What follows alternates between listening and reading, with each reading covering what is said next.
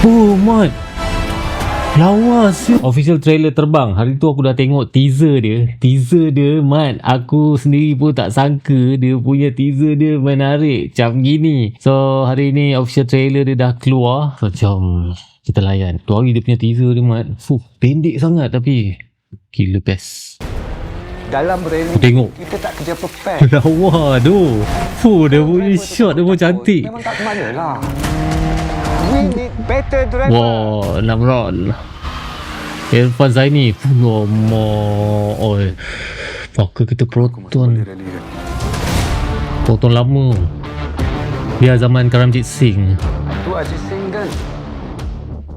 Dia akan jadi driver kita. Want a bigger car? We need a bigger budget. Kau boleh buat ke? Kau suruh Rahmat Saleh Kerek tu buat. Abang buat kerja leasing? Jet. Esok hari. On. Oh, Zizan nampak lain ada. Oh, dia misai. Kau driver apa? Aku tak faham lah. Jiwa sendiri tak ada. Ada jiwa pun boleh selamatkan garas sebelah kau. Itu rally flick.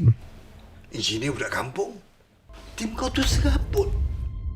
Bukan ni passion kau orang ke? Kau ingat ni pasal kau orang dua je ke? Baik tu cerita ni. Cakap kau orang. Win your war, and I will win mine.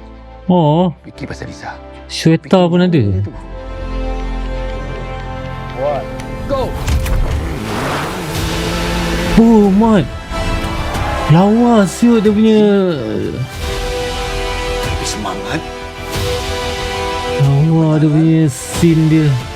Kita tak boleh beli. Habiskanlah PRC. Kau rasa aku meremang tu. Lawa tu. Teringat aku main. Mr. Richard, the engine sound is Rasa macam main game rally dulu. Dolby Atmos 7 4DX. Oh, menarik. Tapi cerita macam ni kalau 4DX memang mantap So apa pendapat korang tentang official trailer terbang yang akan ditayangkan 17 September 2026 nanti? Nyaman.